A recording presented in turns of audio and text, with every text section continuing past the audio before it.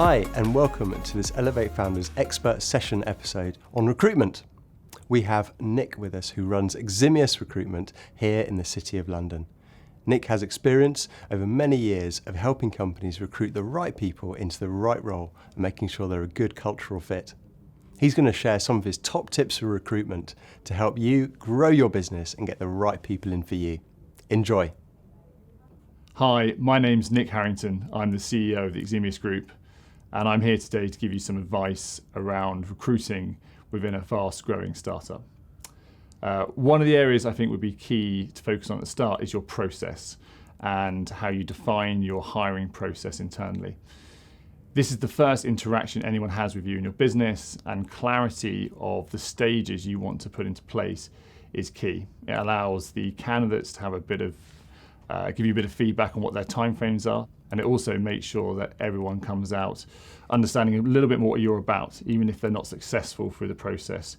In this type of business you're scaling and developing, you will come back into contact with numerous people throughout its lifetime, so first impressions are critical. One of the things you really want to understand through this also is how you onboard people, so the actual process of, let's say, offers. You're selling and advertising the fact that you are a slick, fast growth business, and then you take 2 to 3 weeks to get a simple offer letter out. Looks relatively poor in the eyes and leaves a very bad taste in the mouth of someone who's potentially taking more of a risk or a gamble in your vision you're outlining. So make sure you are putting in really simple automated processes to onboard people, and you know what that onboarding process looks like, and give them that good experience.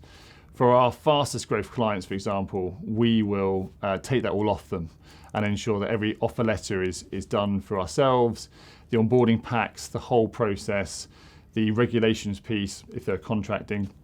We want to make sure that there is the smoothest onboarding process possible, and it's something you really need to spend a bit of time internally deciding what it looks like and how you're going to deliver it.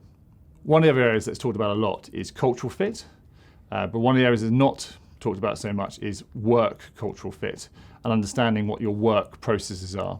Again, really essential for bringing anyone on into your business is understanding how they really truly have worked before and how you guys actually work. If you're taking guys from big corporates who are coming into a much more of an agile environment, there is massive benefits to taking those guys across, but being clear on how you work and how you operate is great. The ability to build up projects quickly and maybe tear them down 2 days later, and making sure you've identified people through a process who are happy with that, who are not too sort of possessive of their product types they're trying to build.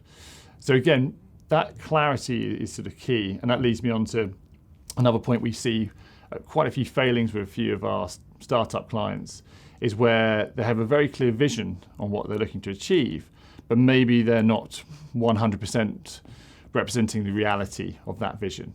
The biggest failure you have as a founder in one of these businesses is over-egging the pudding of what you are and what you are about. Every business has failings, and you'll be amazed how many people are attracted to businesses they can actually really help, that are in a tough spot right now. So honesty is the most important factor when hiring. The biggest volume of people leaving businesses in short periods of time that we see, and we are placing thousands of people a year, is the fact that they have just been missold an opportunity, usually by the most passionate people in the business, which is the founders in particular, who have the vision right, but please make sure you're representing what truly is going on within your business. Otherwise you will see a relatively quick churn within your business quickly. One of the areas I think that is key for you to look at as a fast-growing business is looking for people outside of your current niche.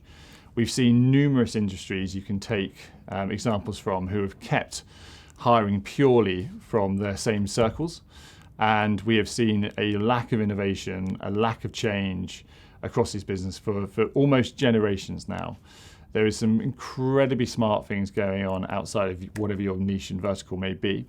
And I think you have to be open-minded. The safe play is going for, they've just done that last time, they've done this before, but always when actually thinking to take on some hiring, allow for a few curveballs within a process, just to expand your mind, just to actually get some learns from what you want to take on.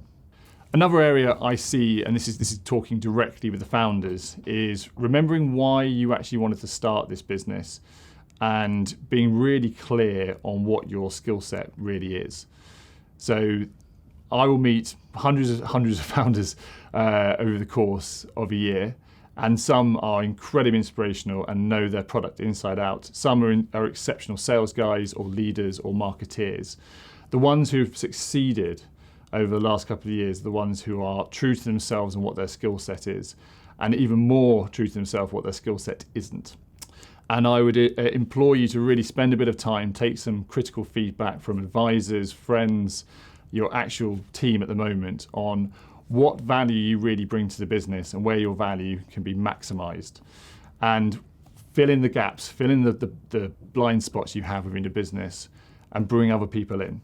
The amount of people trying to be CEO in a business is quite scary, when really what they should be doing is focus on maybe the product or sales or marketing, and actually the thing they fundamentally enjoy, fundamentally got into the business for.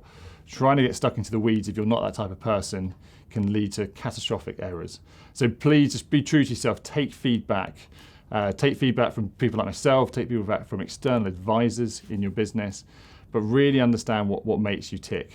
Trying to be the guy who comes in to solve every problem, trying to be that person who continues looking to add value when actually you're detracting from the main purpose and end goal of the business really can bite you at some point. So be clear on who you are and what you want to achieve in your day-to-day. One of the things I see often with fast-growing businesses is they don't map out the different stages of growth. I mean this in two different ways. I mean actually pricing up correctly for growth, but also communicating internally how the business will evolve.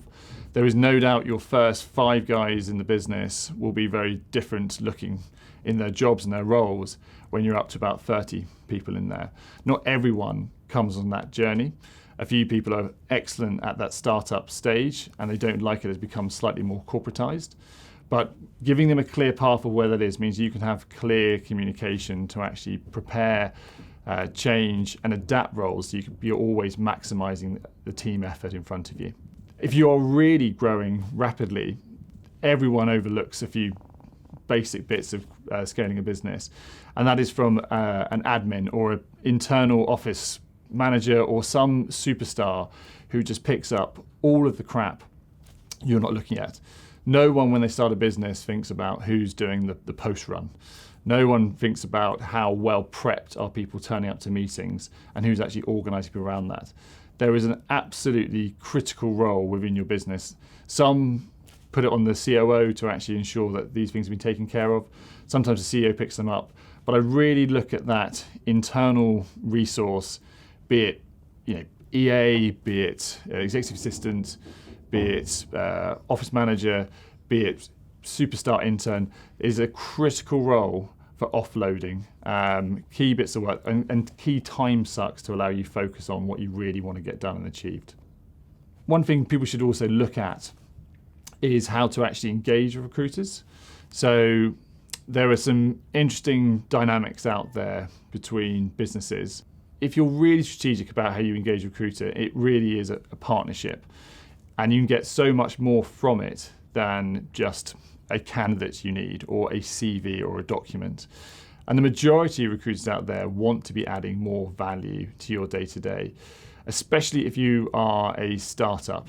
We appreciate it's a lean business and we are very much in the growth game. We are here to ensure that you do go on to the next stages. And there are clever ways to do that. The majority of your clients you're probably pitching to are probably already our clients, for example. And we are trained businesses of business developers who understand how to get into business. We have networks that you can utilize. And it's unbelievable how often we're not asked anything about our networks and how we can use them better, how we can make quick introductions to non-execs, CEOs, other founders. There are IP available. Sadly, a few of the businesses we know in the market are not doing so well or doing incredibly well but run out of funding. The ability to go and set up a JV with them, to take their tech stack, to partner with them, bring them on board, buy their IP, to accelerate your business growth. It's all there. And you will not be in a position, even with how strong your networks probably are, you will not be in a position to utilize this. And a really good talent partner can talk you through all of these issues and add value across the business, from business development, acquisitions, regulatory, especially in this current environment with IR35 and everything changing every 10 minutes, understanding how to maximize that, how to protect yourself against the up and coming continuous churn of regulations coming there. Use your recruiters, use your search agents, really understand and just ask them what other value outside of just offering talent to you can be there, and you'll find it incredibly beneficial. One of the areas I see unutilized at the moment is advisory and a strong advisory networks. Advisors can bring so much value to a business, especially from a recruitment standpoint. They already have existing networks that could reduce your costs of actually hiring, but they also know what they're really looking for. To give you an example, a very exciting fintech recently hired a player sales guy, was very, very excited by it, and didn't understand all the other criteria and foundation blocks that person needs to succeed. What you don't want to be having is a guy you're paying a lot of money to, who's meant to be out there in front of clients all days, sitting at his desk trying to run and generate his own leads. Any advisor who understands how the sales process works could have told you this and maybe advised you to go with a different hire at this stage, or helped you scale the team around them to maximize the returns. Simply, as founders, we've all got to accept the fact there are areas of the business we just don't know, and having people outside who can come in, give you that advice is absolutely critical to it. It might lead to future business development opportunities. It might just be a sound bit of advice that saves you an absolute fortune on not making the wrong hire. Thanks for listening. I hope these comments have been useful for you and your business. Thank you so much for watching this episode, and I really hope you enjoyed it. If you did, please subscribe and please comment below and tell us what you want more of these expert sessions on. We will go and find the experts.